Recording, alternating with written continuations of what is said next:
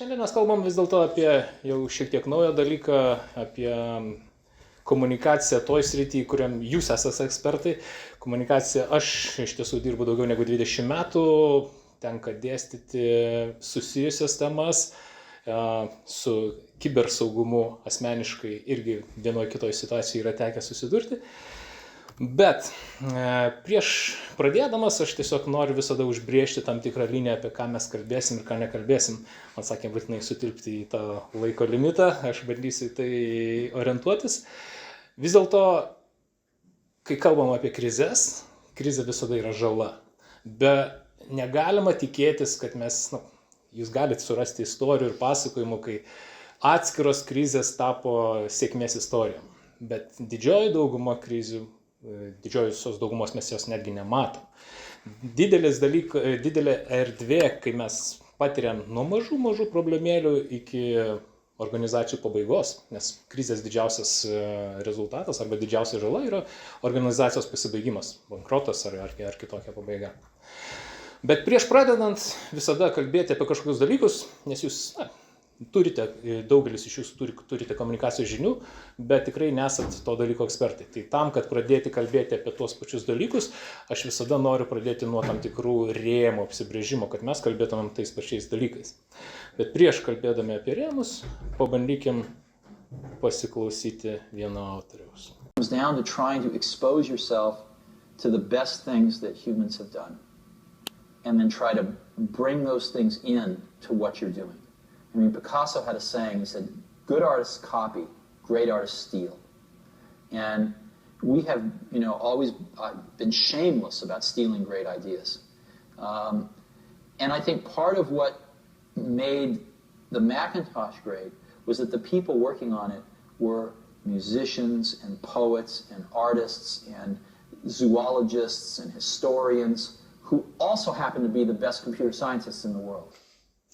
Taigi, kad būtumėm genijais arba kad būtumėm labai gerais, mums neužtenka kopijuoti, mums reikia vogti geras idėjas. Mes turim imti tai, kas geriausia ir daryti dar geriau savo produktą, savo proto daiktą. Tai šitoje vietoje mes toli nenueisim ir aš jūs iš karto išgąsdinsiu su sudėtingu terminu taksonomija. Lietuviškai tai aš labai paprastai pasakyčiau rūšys ir apibrėžimai. Kai aš karts nuo karto viešoje ar kitokioje diskusijoje tenka sudalyvauti ir kalbėti apie kibersaugą, apie iššūkius, apie pavojus, apie kaip su juo kovoti, kaip neutralizuoti ir taip toliau, yra šimtai versijų, kas yra ta kibersauga, kur prasideda incidentas, kur pasibaigia, kada jau incidentas, kada krizė ir taip toliau, taip toliau. Ir man atrodo, asociacijos vienas iš tikslų galėtų būti darbas šioje vietoje, apsibrėžiant, apie ką mes šnekam. Nes labai lengva parduoti didelį balioną ir paskui pasirodo, kad tam balione daug oro ir jokio turinio. Toks vadinamas tuščios skardinės efektas. Mes ją galim smarkiai daužyti, oi kibersauga, oi svarbu tas, kai atidarai, žiūri, ir to nėra, ir ten visi pažadai. Tai prieš tai, kad pradėti apie turinį, apie pačią krizę ir jos valdymo akcentus, aš vis dėlto, aišku, turiu atsiremti nuo pagrindinius teisės aktus. Turim tokį kibernetinio saugumo įstatymą, kaip 14, jeigu neklystu metais priimtas, 21 taisytas, dabar 24 naujas etapas ir taip toliau. Bet visais tais atvejais, ką mes turim? Mes turim elektroninę informaciją, mes turim ryšių ir informacinės sistemas ir mes turim paslaugų jomis teikimą. Tai šitoje vietoje incidentas visada su tuo susijęs pagal įstatymą apibrėžimą. O jeigu realiai, kaip iš tiesų yra, kaip mes galim atsiremti pagal vieną kitą, mes puikiai suvokiam, įstatymas visada turi daugybę spragų. Ir kaip mums žinoti, kur iš tiesų mūsų atsakomybės ribos prasideda, o kur baigėsi. Ir čia aš pasiremsiu ganėtinai senų autorium, 1998 metais porą autorių išleido tokį, iš tiesų sudėtingą, tikiuosi gerai matosi jo. Iš galo matosi, ten matau prisimerkę, bet tikėkimės, ne? Vis tiek skaidrės aš pasidalinsiu, jūs galėsite tikrai gauti ir detaliai analizuoti. Jeigu kam įdomu, tuos visus šaltinius, kuriuos aš rodau ir kai kam, jeigu neturit prieigos, rašykit man tiesiogiai, susisieksim, pasidalinsiu arba nurodysiu biblioteką, viešą šaltinį, kur galite teisėtai su tuo turiniu susipažinti. Tai šitoje vietoje autoriai tą taksonomiją skaidimą, kur yra incidentas, kur yra ataka, kur yra įvykis ar taip toliau, turi ir diskusija vyksta jau ganėtinai senokai. 98 metai. Ir tiek žmonės negyvena, ne? Tai kiek čia, 25 metai praėjo nuo šito ataskaitos paskelbimo, ne? Natūralu, viskas vystėsi, viskas dėliojasi, viskas keitėsi ir taip toliau. Na, aš palyginimui paėmiau vieną iš praktinių gyvenimo pusių. Na, paėmiau atsitiktinę, gal ne visiškai atsitiktinę, bet iš tiesų atsitiktiniu būdu paėmiau bendrovę ir pasižiūrėjau. Malware, social engineering, supply chain, asmen in the middle, denial of service, injection. Kur tos savokos įstatymai, kas nors matėt, regėjote, ne? Jos taip, galima sakyti, po dideliais ten tais bendriniais terminais jos yra. Ir jeigu norit, jūs galite įdėti kiekvieną tą savoką ir sakyti, ir čia incidentas, ir čia incidentas. Bet jeigu taip realiai paėmus, jūs turėtumėt kiekvieną kartą rimtai pagalvoti, į kurią čia vietą jūs turėtumėt įdėti. O kad įrodytumėt, kad, pavyzdžiui, koks nors kodo injectionas yra būtent tas incidentas, kurį jūs turite omeny ir dėl ko jums reikia gynybos ir kurio jūs turite ten gauti pagalbą ir taip toliau, vėl papildomas kelias nueiti ir įrodinėti. Ne? Tai va čia šitoje vietoje, kaip tai padaryti ir kaip tai išspręsti, aš manau, tikrai yra rimtas iššūkis asociacijai, akademiniai bendruomeniai, valstybės institucijam ir kiekvienai verslo organizacijai, kuri su tuo susiduria arba susidurs. Kai kam mažiem pasiseks, kurie nesirūpina ir nesusidurs. Ne? Tai mano pasakymas arba mano įžanga šitoje vietoje yra labai paprasta. Na, būkim savo dalyko specialistai ir nemanipuliuokim, neužsiminėkim tokia lengvais pasižaidimais arba žodžių žaismais, kai mes galim daugybę teksto išpilti į eterį, bet puikiai suvokiam, kad pusė jo buvo atsitiktinio, kita nesusijusi su pradžia, galas susimaišęs ir taip toliau. Tai rimta organizacija pirmiausia turi susitvarkyti savo pamatus, ant ko jinai dirba. Ir pavyzdžiui, rimta organizacija, rimtos organizacijos ataskaita, bet aš paimu tiesiog čia iš paskutinės, jeigu pažiūrėtumėm ankstesnių metų, biški kitokia ten ta eiga, bet tai, kas daugiausia arba kokių incidentų buvo fiksuota Lietuvoje. Ne?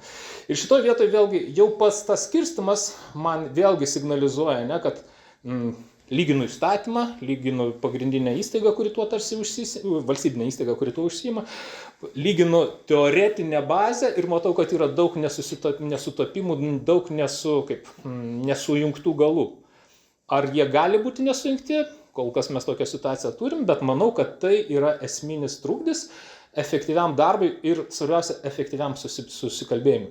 Nes čia aš kalbu apie komunikaciją, bet susikalbėjimas arba susibendravimas yra pagrindinis iššūkis. Kai jūs kalbate apie, pavyzdžiui, kokį nors įvykusį incidentą, na, aišku, klasikinis atvejis, ten nutekėjo finansiniai duomenys, šitie mokėjimo duomenys ir tada visa ta grandinė, ne? Bet juk tų incidentų būna gerokai daugiau, o kaip jos sudėtingesnius paaiškinti žmogui, kuris neturi jokio technologinio išsilavinimo, man atrodo, daugelis iš jūsų turėjo asmeninį iššūkį. Čia iš tos serijos, kai aš grįžtu namo ir man močiutė sako, tai ką vaikeli tu užsiėmė? Kaip jūs eiliniam žmogui stotelėje, autobuso paaiškintumėt, koks ten yra, pavyzdžiui, vishingas, pavyzdžiui, ne? Nors su to vishingu, bet paskui kalbėsime, ne? Daugelis iš žmonių yra tiesiogiai susiję ir tiesiogiai, man atrodo, jau daugelis iš mūsų asmeniškai tą patyrė. Paskui apie tai padetalizuosim plačiau. Kita savoka, tai kalbam vis dėlto apie krizę, ne? Kalbam ir apie komunikaciją. Ir kas įdomiausia įstatymė yra kibernetinio saugumo krizė. Ne? Vėlgi, neigiamas poveikis Lietuvai arba neigiamas poveikis tarptautiniai organizacijai. Kai reagavimas turi nebeužtenka Lietuvos ribose. Bet palaukit, tai tokiu atveju mes viską susisiaurinam iki kažkokių tarptautinės pagalbos klausimų.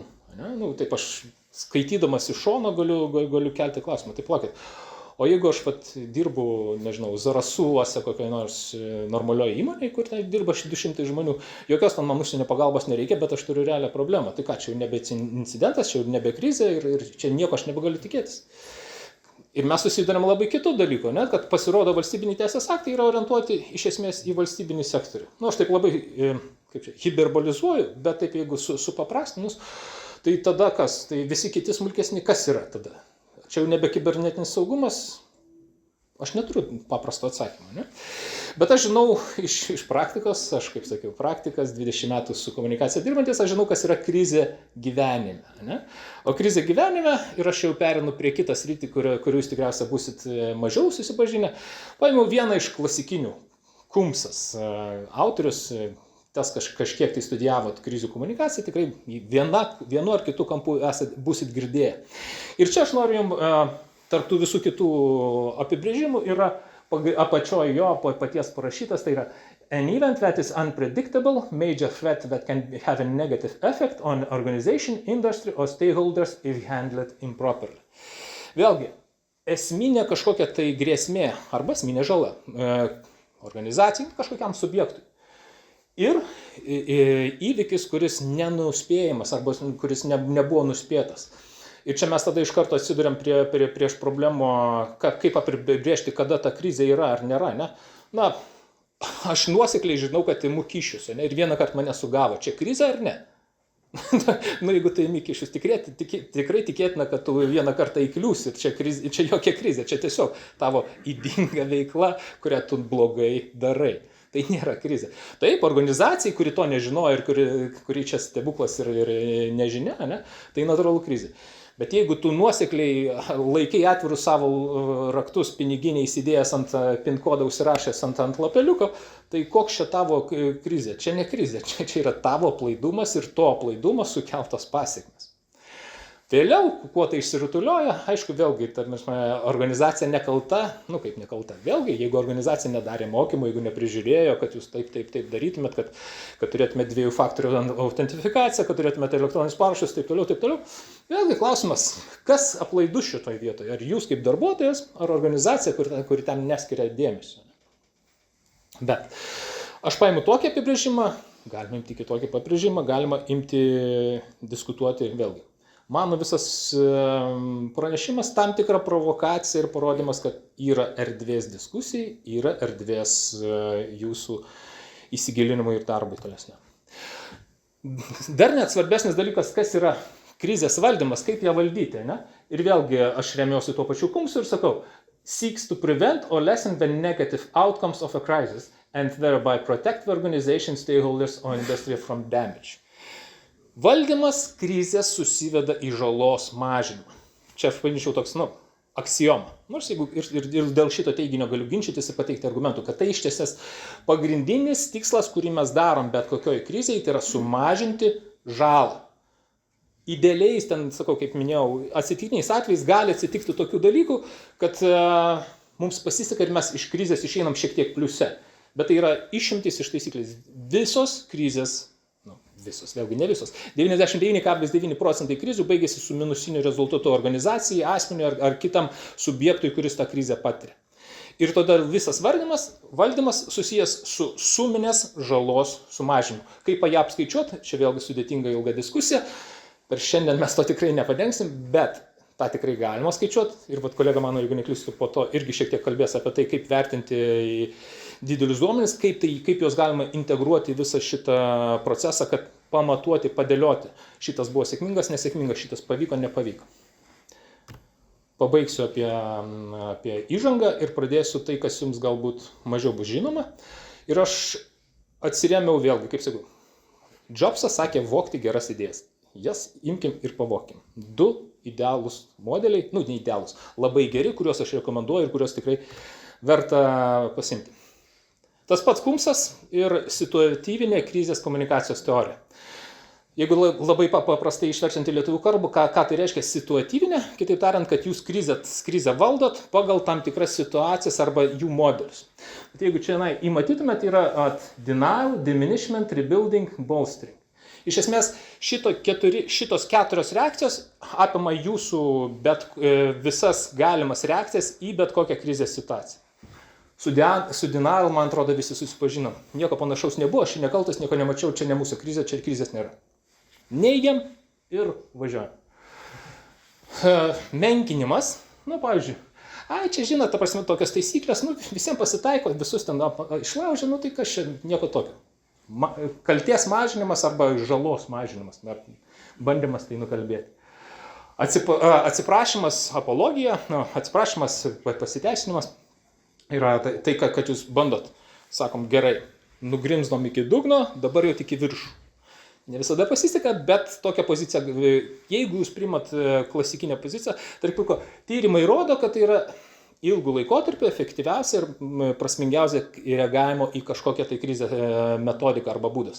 Jūs priimat žalą, atsiprašot ir darot kažką iš tos pusės, bandos išsukti, pasitaisyti, sutaisyti, sudėlioti ir taip toliau. Jeigu taip užbėgsiu šiek tiek į priekį, bet jeigu jūs prisimtumėt daro reikalavimas, jūs turite pranešti nukentėjusiems, kad įvyko krizė. Ne?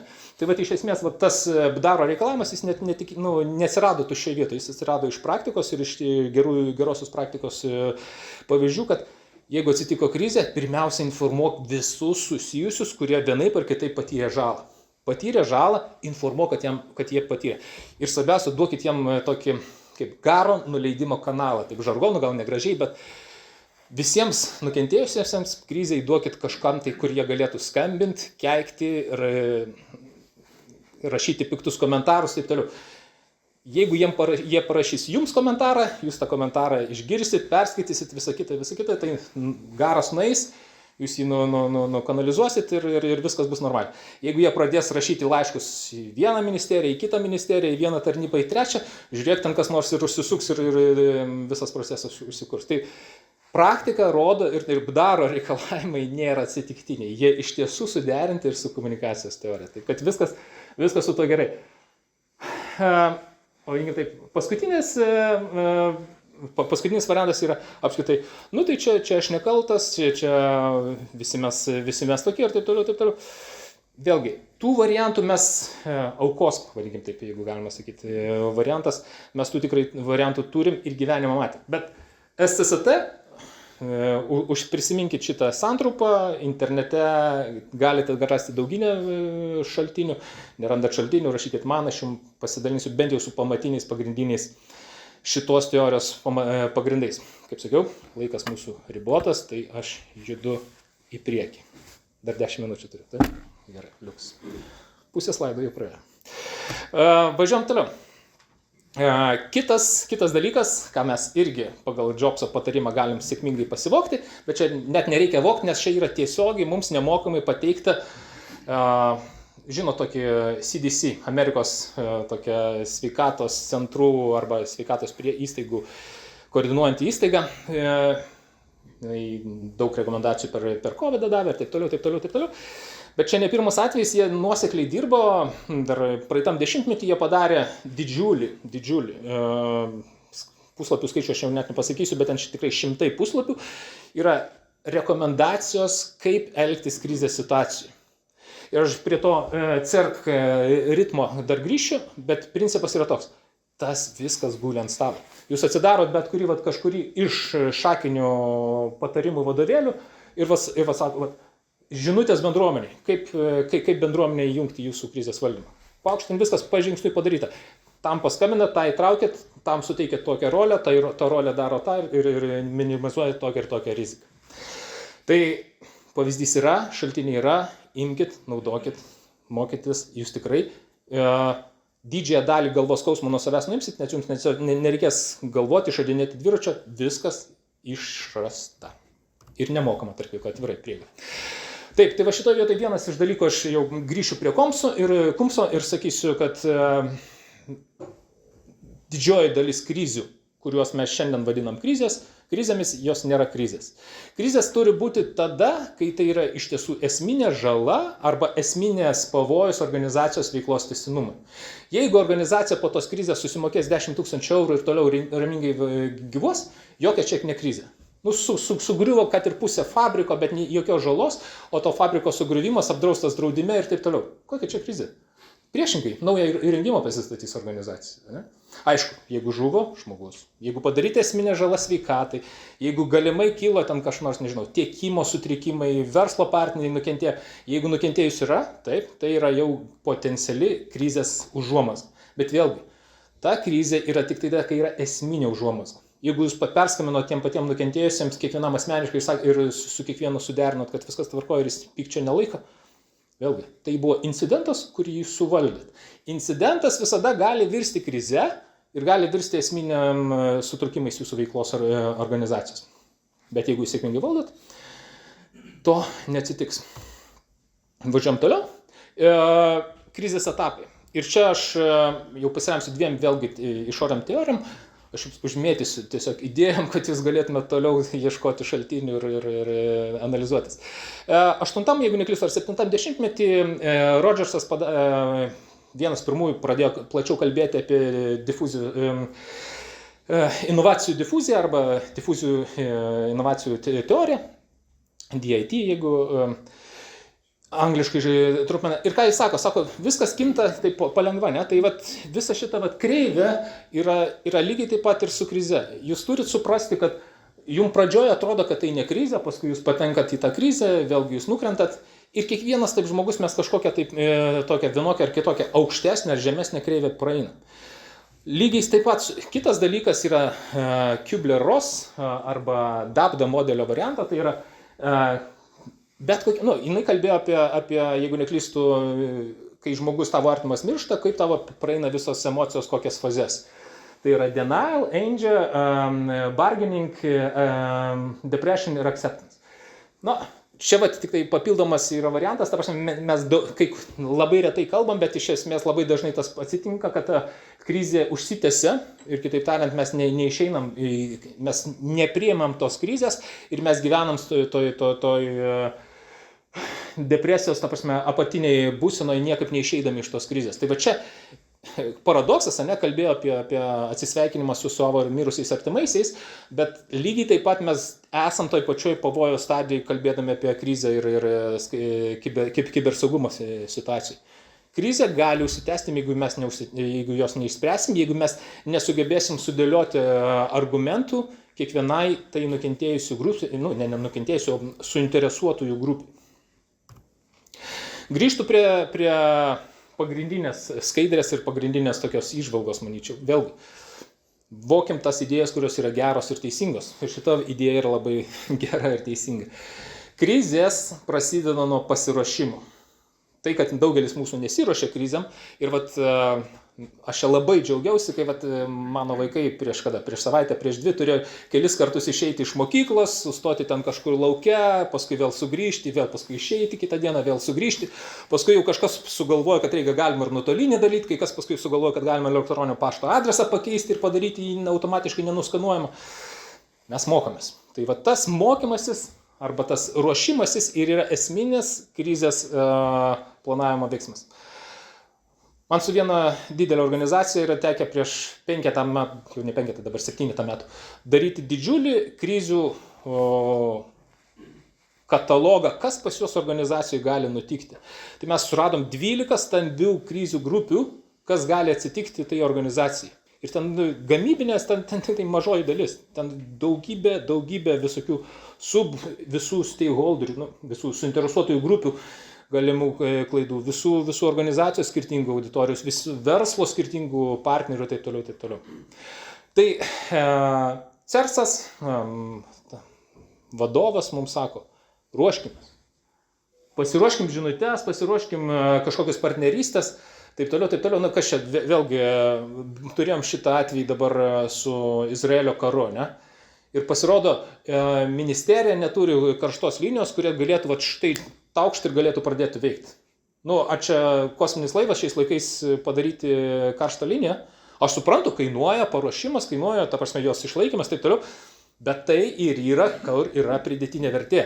Pridėtinė vertė yra tai, kad mūsų pasiruošimas mums sutaupo laiko, o laikas yra pagrindinė valiuta krizės situacijai. Jeigu dabar man skambintų klientas ir sakytų, turim tokią situaciją blogai, ir jeigu aš nebūčiau pasiruošęs ten 5 paruoštukų, reiškia, kad aš išeinu čia greitai, valandą, 2 sėdžiu, kažką galvoju, dėlioju, modeliuoju.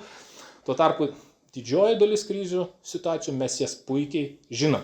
Dėl to ir ta reikalinga taksonomija, vėlgi tas rūšiavimas ir grupavimas iššūkių arba pavojų, kibernetinių incidentų visas susidėliojimas, nes iš to tiesiogiai ateina pasiruošimas, kai tu žinai, kokie gali būti incidentai, tu gali iš karto ruoštis vienokias ar kitokias priemonės. Viena priemonė, jeigu ten yra kažkoks nors vidinis kažkas įsilaužė darbuotojas, ir visiškai kitokia, jeigu tau ten įspaudė kodo elementą iš neaišku kurios pasaulio dalies. Ir tam, kol krizė neįvyko, mes laiko turim. Kai krizė jau įvyko, mes proceso ir laiko nebeturim. Aš galiu papasakoti juokingų istorijų, kaip man reikėjo krizės situacijai kaulyti 150 eurų ten degalams, nes reikėjo žurnalistus nuvežti ir taip toliau. Nes tiesiog organizacijų nėra toj vietoj pinigų. Nu, ta prasme, niekas nebuvo pagalvojęs, kad jų reikia turėti. Nu gerai, užmečiau aš, paskui tenai sugrąžino taip toliau, bet tai yra pavyzdys, kad turi būti kažkoks rizikos analizės elementas, turi būti pasiruošimas ir susidėliojimas. Ir aišku, tada laikas bėga, bandau. Pradinė stadija, valdymo stadija. Pradinė yra tai, kai jums paskambina vidurį nakties ir sako, atsitiko tas ir tas. Ne? Tai va čia ir ta pradinė fazė, kai jūs turite iš karto pasimti Talmudo planą, atsiversti 74 puslapį ir sakyti, pagal tą, šiandien dabar darom tą, skambinam tam ir tą daro, tas daro ir tą. Bet ta pradinė fazė, kaip tas turėtų vykti. Tai čia tuo idealiu atveju, kaip turėtų vykti, realiai Lietuvoje, tokia situacija, aš sakyčiau, vyksta, geriausia atveju 1 kartu iš 3. Didžiąją dalim atveju yra visiškai priešingai, visi sėda, galvoja ir ką daryti. Ir tada, ką mes turim totalų vėlavimą, totalus vėlavimas skubina daryti greitus sprendimus, kurie vėlgi daugelį atveju yra neteisingi. Valdymas, jeigu taip labai supaprastinai, valdymas yra visų suinteresuotų grupių pats atskinimas.